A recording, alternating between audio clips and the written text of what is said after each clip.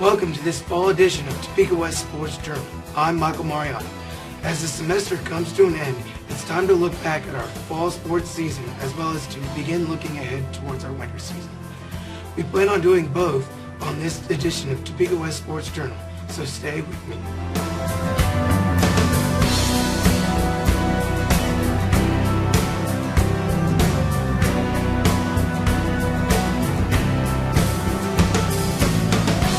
At Linden State Bank, we understand that money doesn't grow on trees, so we provide the next best thing: friendly, comfortable, and competitive financing. Common sense residential and commercial lending. That's Linden State Bank, 1535 Southwest Fairlawn Road, Topeka. Linden State Bank, big enough to serve, small enough to care. Member FDIC, Equal Housing Lender.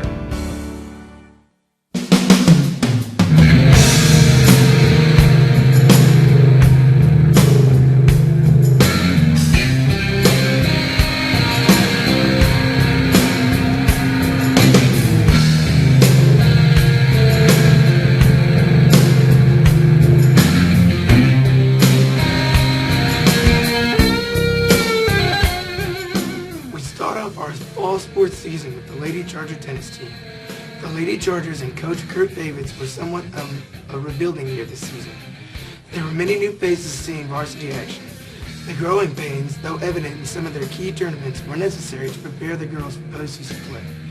The Lady Chargers placed fifth in the city tournament.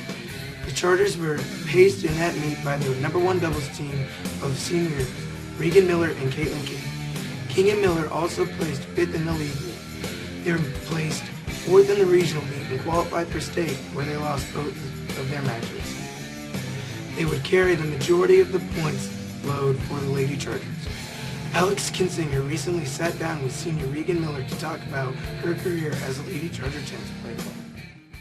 Hello, I'm Alex Kinsinger. I'm here with Regan Miller. She is a varsity double player for Topeka West Tennis, and we're just going to talk about what you do.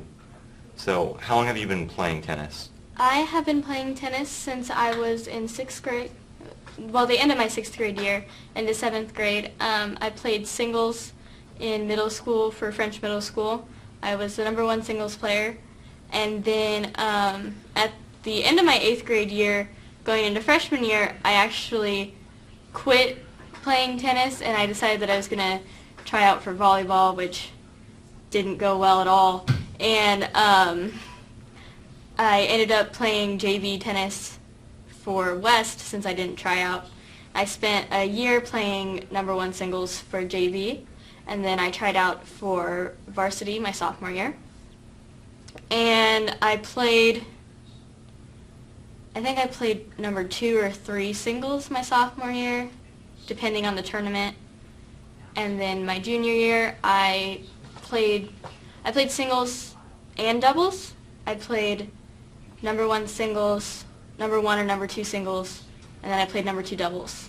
And my senior year, I played number 1 doubles all year. Okay, so what made you decide to switch in between singles and doubles? What decides that for you? Coach actually decided for me. He said that he wanted to get me into doubles because he thought that I would do well there. So we kind of transitioned my junior year, and then I actually really liked it. And so I requested to play doubles my senior year, and so I got to do that. Okay, so how demanding is tennis, like being time-wise? I mean, do you have to spend almost every day playing it, weekends? What is it? We have practice. Well, for me, I have practice starting in June because I go to like our summer camps, and that's an hour and a half every day in the mornings, except for Fridays.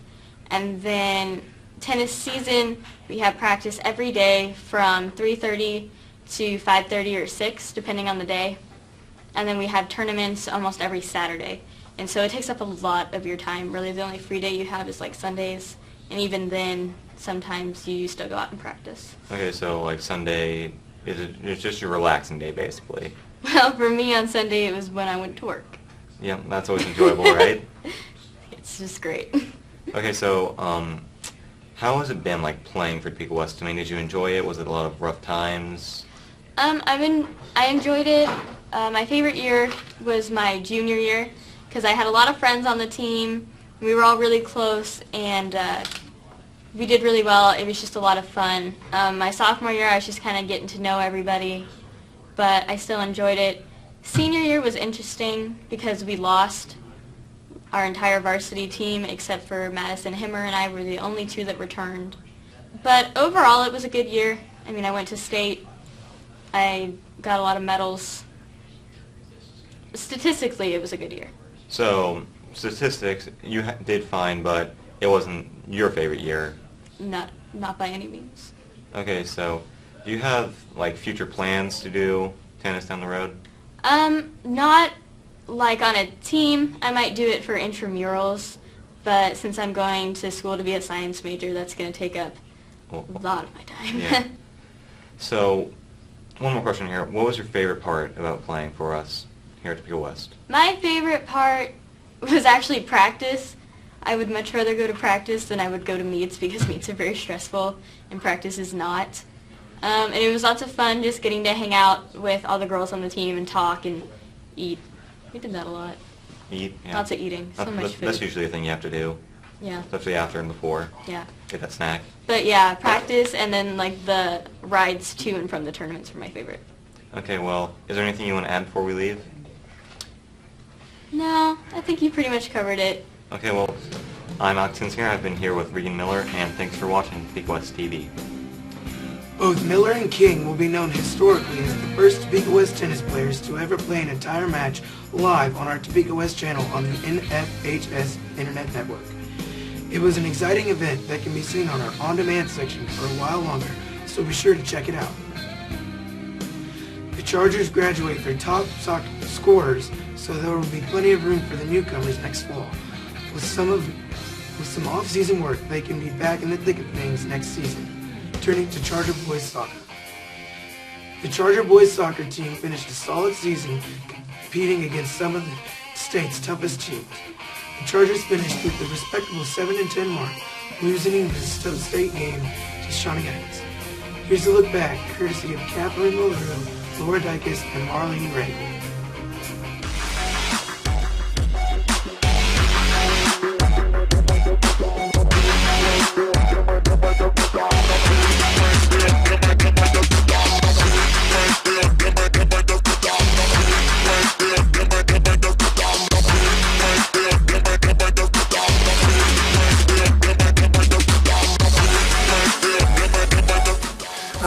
Boy, how did the season go? We ended the season 7-10, which is an improvement over the prior year. Prior year we only won 3 games, so 7 is a good stride forward. We lost a couple of games we shouldn't have. We shouldn't have lost to Wichita Heights. I don't feel we really should have probably lost to Emporia. That was 2 games we definitely could have won. I really thought we were going to beat Shawnee Heights in the playoffs too, but it just didn't happen. Good, but we could do better, I think. But We had bad luck in some games, and we play a little bit bad in another. Overall, I think the season went pretty well. It was one of our more successful seasons we've had since I was here, and we won quite a few games. I enjoyed it. Probably the area we improved the most was ball movement and scoring. We scored a lot of goals in our 7 games. Stronger bases, just better team bond, because that's what really killed us. We played too much with certain people. We didn't use everybody else. To score a goal, yeah. A lot of games without goal. A lot. I scored in the last 2 games, only in 4.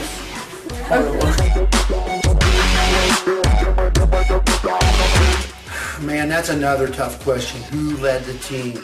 My trio of captains, Matt Blythe, Kyler Heather, and Brandon McNamara, were definitely our leaders. Austin Tiffany was a very vocal leader, although he missed a few games at the end with some bronchitis. But those 3 guys, probably the heart and soul of the team.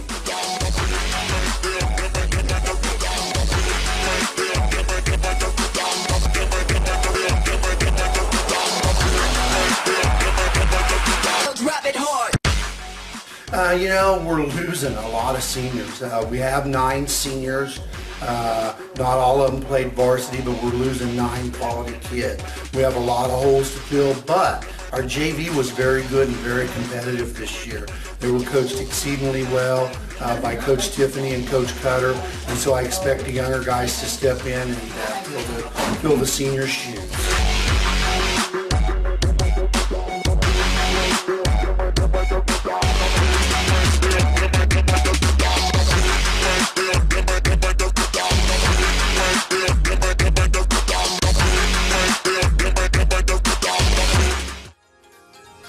Just a quick recap on postseason honors.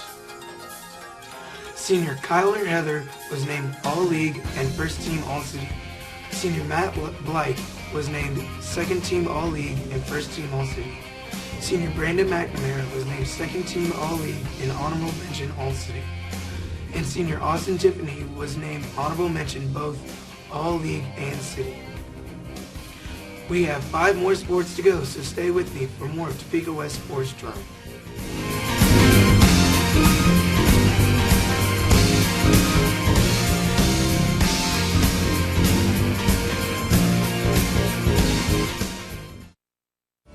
At Linden State Bank, we understand that money doesn't grow on trees, so we provide the next best thing: friendly, comfortable, and competitive financing. Common sense residential and commercial lending. That's Linden State Bank, 1535 Southwest Fairlawn Road, Topeka. Linden State Bank. Big enough to serve, small enough to care. Member FDIC, Equal Housing Lender.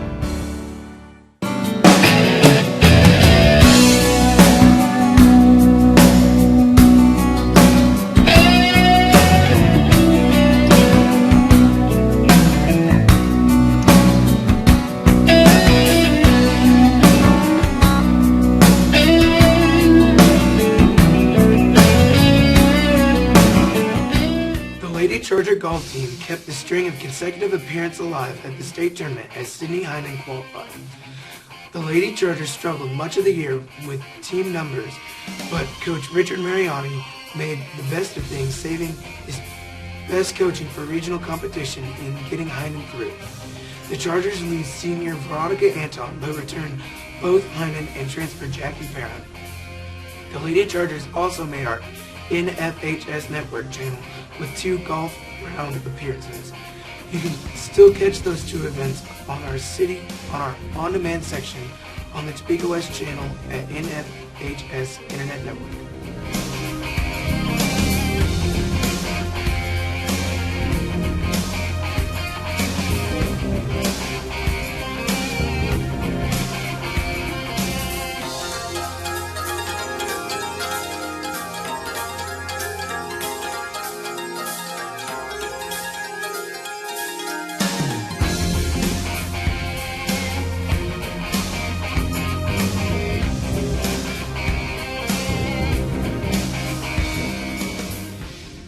In the Topeka West Charger cross country, Coach Donnie Palmer and his team put in plenty of miles this fall and reaped the benefits of hard work with the state qualifiers in both girls and boys.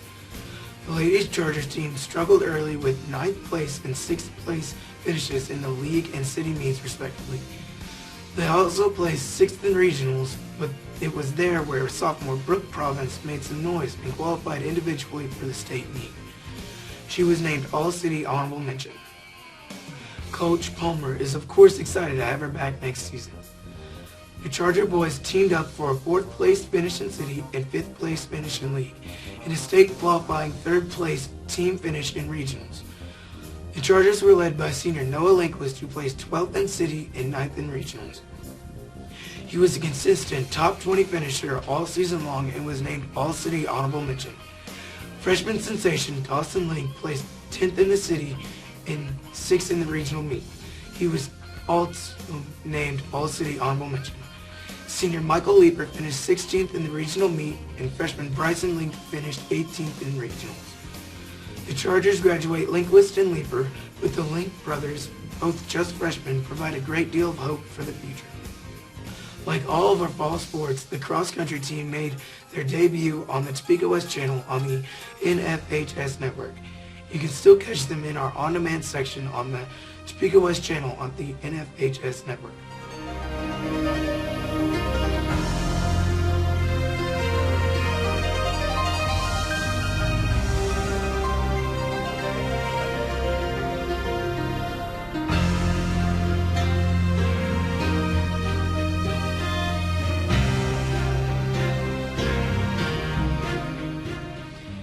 Just a reminder to those of you who haven't visited our internet channel, here is how you access it. Just follow these steps. First, Google NFHS Network. Once on the network, type in the Topeka West in the search box. Then click the Topeka West channel and begin enjoying our sites. You can see all of our past programming on the on-demand section. We hope you will try it out. After all, it is for you and there is a lot of hard work involved. There are 2 sports to go, so be sure to come back for more of Topeka West Sports Journal.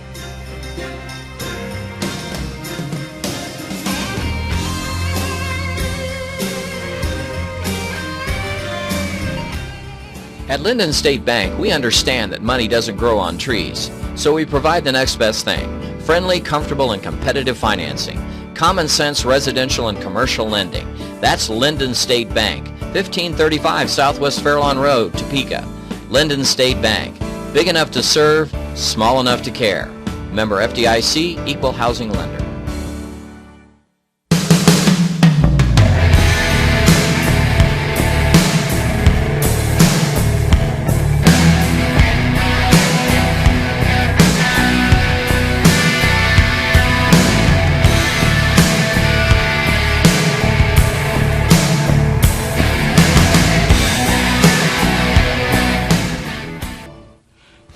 Charger volleyball season under new coach Mike Thompson finished the season 12-23. Perhaps that can be expected with a fairly young team. It is never easy with several state powers on your schedule. The Chargers were led by senior Destiny Weed. The Chargers also appeared on our NFHS network with the game against the Emporia Spartans. You can still catch that game on the NFHS network for a bit longer. Here's a sample of some of the action.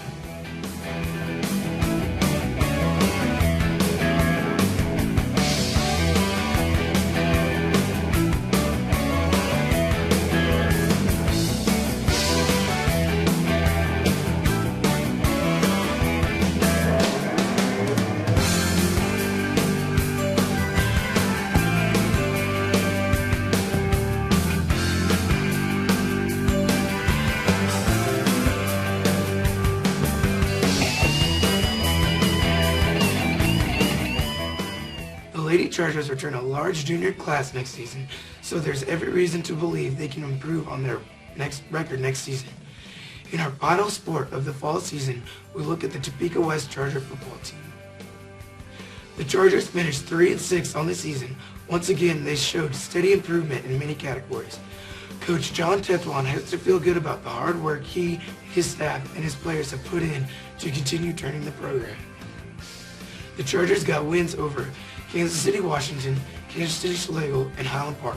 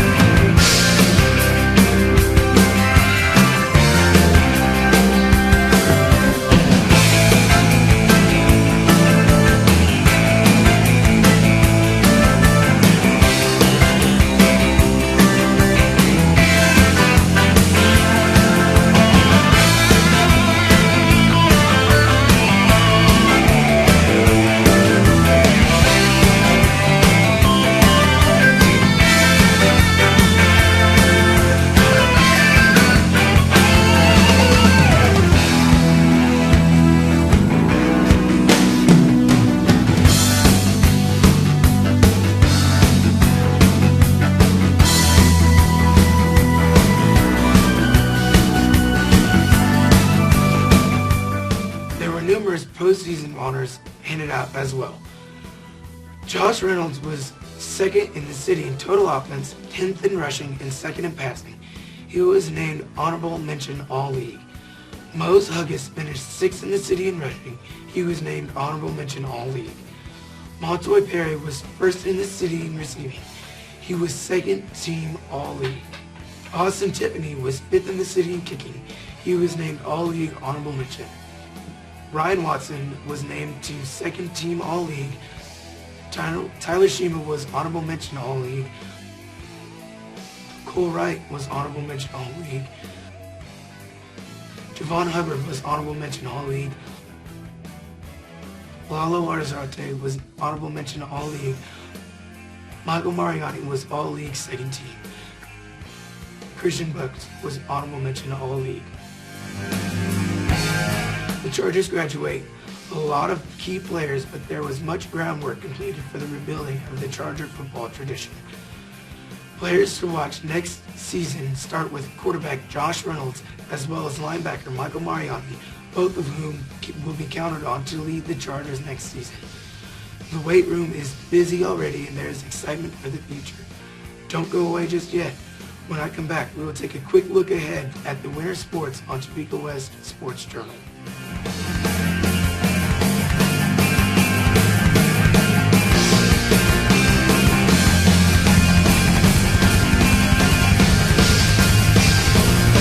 At Linden State Bank, we understand that money doesn't grow on trees, so we provide the next best thing. Friendly, comfortable, and competitive financing.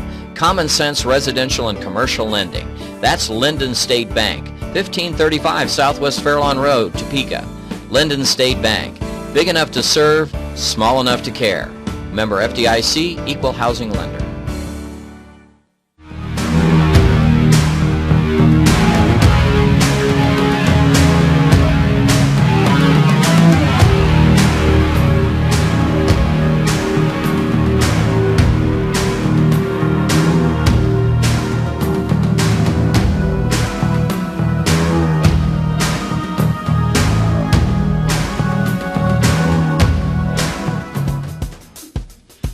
The winter season is quite young, but we were able to capture the thoughts of our basketball coaches. The voice of the Chargers, Byron Ashley, sat down recently and got head coach Rick Bloomquist's thoughts on the upcoming season. Hi, I'm Byron Ashley here with Topeka West Chargers head basketball coach Rick Bloomquist. How are you doing? Good. How are you? First off, thanks for being here. I really appreciate that. So what are some changes that we'll be seeing from the Chargers this season? Obviously, Topeka West will depend on a very deep backcourt that features Joseph Galvin, Mose Huggis, and Rylan Malone. Well, I think the biggest change you're going to see is a continuation of what we did last year and just continue to get better. We had a great summer, a great off season. The kids basically know me better. I know them much better than I did last year. And, I think you're going to see a more cohesive unit from the beginning instead of going, as we did last year, bits and pieces to try to find some chemistry, which I think towards the end of the year we developed some of that chemistry. This year I think we'll have it more at the very beginning because of what we've been through for an entire year. Okay, so what are some of the strengths that Topeka West will build on from last season going into this season? Well, number one, we're really athletic. I mean, I do have some athletic kids, and I do have kids that are very skilled at their positions. I think our basketball IQ has gotten a lot better. I think last year, as a whole, as a team, our basketball IQ wasn't very good. But kids understanding the concept of how the game's supposed to be played will make a big difference in how we play. And I think you'll see a big difference in how our team forms together as far as the chemistry aspect. Okay, so how is Topeka West going to address their lack of size in the post? Like I said, we'll have a deep backcourt, but the front court is kind of more of a concern because we graduated our big man last year. So what will the Chargers do to make up for that lack of size? Well, size can be overrated. I mean, if your size, your people with size and can't do a job, they're not fundamental, it's not going to matter. I think we're a little bit bigger than what people will anticipate. I think we've got kids coming in that didn't play last year. For example, Josh Reynolds had a great football season and hope that carries over into the basketball season. Will give us some, as far as the proverbial size goes. But, I've got my athletes like Tushy Myers, who I think could be a very good force inside with his strength and his athleticism. Can take care of some of the size. Plus, being around Rylan Malone as much as I have been the past couple of years, or the past year, not couple of years, but the past year, he's kind of developed into a very bulldog-type player. And I think, size is more going to be based on attitude. I think, you can have somebody that's really big with the attitude of not playing big is not going to do you any good. So we'll battle it with perseverance, I believe. So one of the big men you may not have mentioned, Marcus Vaughn, he spent some time in Texas. Would you be willing to comment of his eligibility status so far? Yeah, Marcus is eligible. He's done all the right things. He's grown up a lot in the last 6-7 months. We finally got him eligible the second semester, and he's doing very well right now as far as keeping his eligibility the way it should be. And he's a very talented young man. And if I can get him to buy in like all the other kids have bought in as far as how the game's supposed to be played, he'll be a very special player. So you mentioned like Texas will be coming to the, Josh Reynolds rather, will be coming to the roster, Marcus Vaughn as well.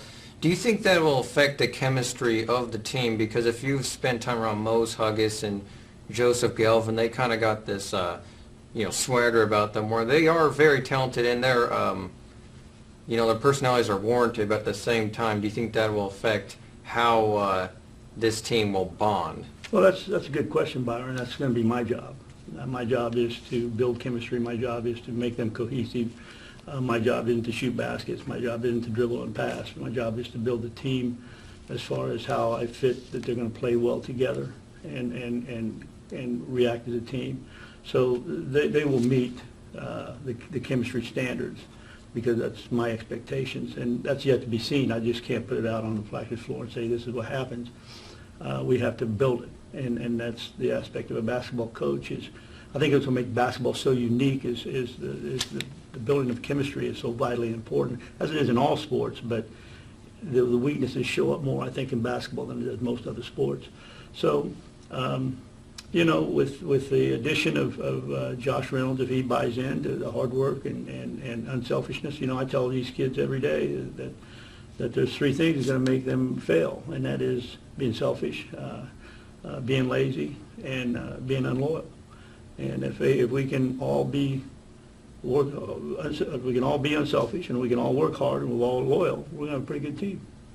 Okay, so I'm sure you've heard about this. The NCAA just implemented new foul rules that basically say that anyone on defense can't touch the ball handler, which will, of course, result in more free throw attempts and more fouls. And that rule, I believe, is being implemented at the lower level in high school.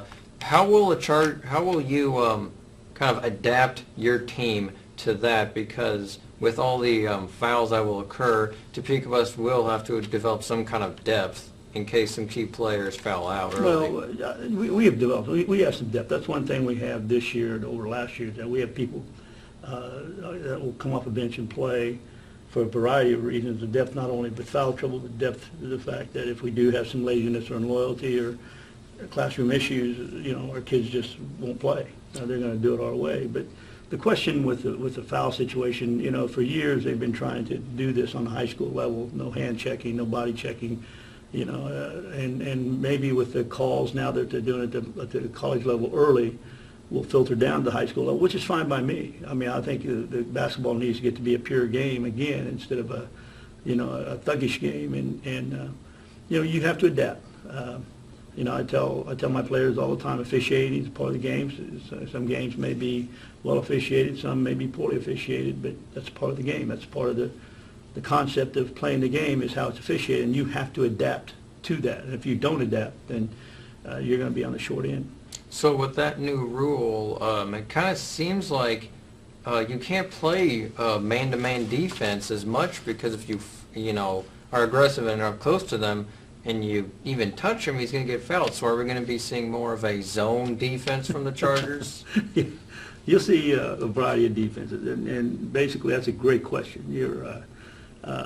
Your perception is very interesting, and we'll be ready for it. My scheme on defense is multiple defenses anyway, so I think we'll be able to play a man, we'll be able to play a zone, we'll be able to play the proverbial amoeba defense that I like so well. And adjust according to who we're playing against, number one, and obviously, as you mentioned, how it's going to be officiated. So, you have to be, you're going to have to be multitasked, I think, with the new calls. I agree with you.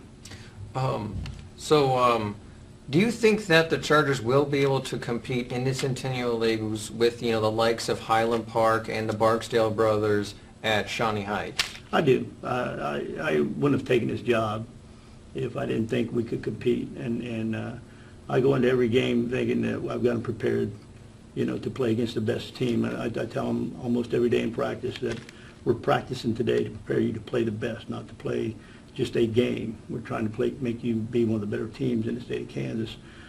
If we're there yet, it's hard to say because it's early. But, I like my players. I like my kids. I like their tenacity, and they want to do well. What we have to learn to do is be consistent with that mindset. We have a tendency sometimes that if things don't go well, we back off, and that's just a mindset we have to change. And if we can change that mindset, we'll be competitive with anybody we play. All right. So as we're wrapping up this interview, I just have one last question. It's kind of arbitrary, but basically, what can we expect from the Chargers this season as far as like how many wins we're going to get, or will we see improvements and things like that? Well, yeah, I think that's a good question. I don't know how many wins. I don't have a crystal ball. I can't forecast. You know, the Centennial League is a very competitive league, and we have a pretty good non-league schedule. The Topeka tournament is very competitive. It's going to be one unbelievable tournament this year. What you will see is our team better than it was last year. You'll see better cohesiveness, and I think that in turn should turn things into some wins. I really believe that. I'm going to be very optimistic about things, and I'm not going to be pessimistic about it. And you know, I'm looking forward to the season. I'm looking forward to the kids, and I'm excited. I think they're building. I really do. All right, thank you. So I'm Byron Ashley, signing off with Coach Bloomquist. Kayla Morrow also got a chance to talk with new Lady Charger head coach, Mr. Terry Smith. He talked about his new position as well as his thoughts on the season. I'm here with Terry Smith. He's the new girls head basketball coach. Thanks to you for joining me today. No problem. Okay. Is this your first high school coaching job? Yes, it is my first head coaching job. I was assistant coach for the boys last year for Topeka West. So last season you worked with the boys squad. This year it's the girls. What are some differences from girls than from boys?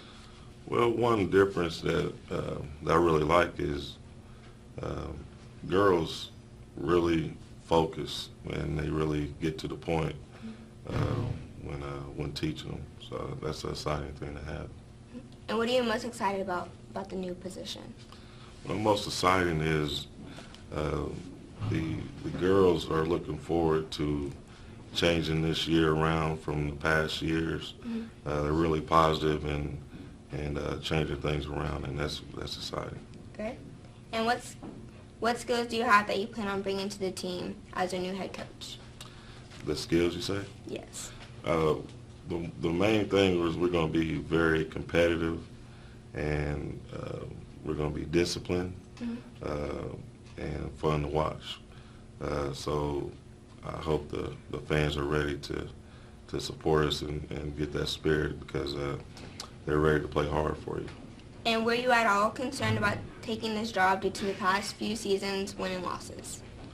No, I'm not concerned at all. Actually, that's another exciting thing to have a challenge. And it'll be a challenge for the girls to play hard so we can have a successful season. Not about the wins and losses, but about competing. And once we learn how to compete, the wins and losses will rise. So I'm excited about the challenge, and the girls are too. And I know that you looked at a lot of their games from last season, and did you see anything in viewing those previous games that you're excited about for this season? Yes, I saw a lot of positives in last year as far as we have a few juniors coming back from last year that had quality time playing varsity basketball. So that leadership will help. We're going to be a young team. Don't have a lot of seniors. So having those few juniors and a couple of seniors that played varsity basketball last year will help for this year. So that's good. And have you set any goals for this upcoming season? Yes, our goal is to compete at a high level and 100% effort at all times on the court and staying disciplined on and off the court. If we do those three things, it will carry over to the goals we have set for this year, and that's to exceed what we did last year and the years in the past. So we have those goals in mind as we go forward. And what do Lady Chargers need to do to improve from last season? Excuse me, what do the Lady Chargers need to do to improve from last season? First thing is what I just said, is to learn how to compete. Yeah. playing 100% at all times on the court. To improve, we have to do those first two things and be disciplined. And we'll improve if we do those three things. Great. And finally, what message would you like to send to the Charger fans about what they can do to support the girls' basketball season? The fans, like I said, the girls are really excited about this year coming, and what they look for is for the fans to bring a lot of energy in the gym. Girls really feed off of the fans, and so one of the things we're going to try to do is have a few whiteout nights where the fans could support the Lady Chargers by buying a T-shirt. We have white T-shirts made that have the Lady Chargers on the front, and on the back it'll say, if you don't stand for something, you will fall for anything. Stand for Topeka West. That'll be a way to really support our girls that night, and also just being at the games will really support us. So we're really excited about this year, and look forward to competing for Topeka West. Well, thank you, Mr. Smith, and good luck on your upcoming season. In Topeka West, I'll be back at you. There are, of course, other winter sports in full swing. The Charger swim team is in full action, and so are the Charger wrestlers. The bowling teams start up in January. Our Topeka West Charger sports crews will do our best to be at every event and even hope to broadcast large segments on site just as we did in the fall. Until then, keep getting out to support our Chargers. For all of us at Topeka West Sports, I'm Michael Mariani. See you next time.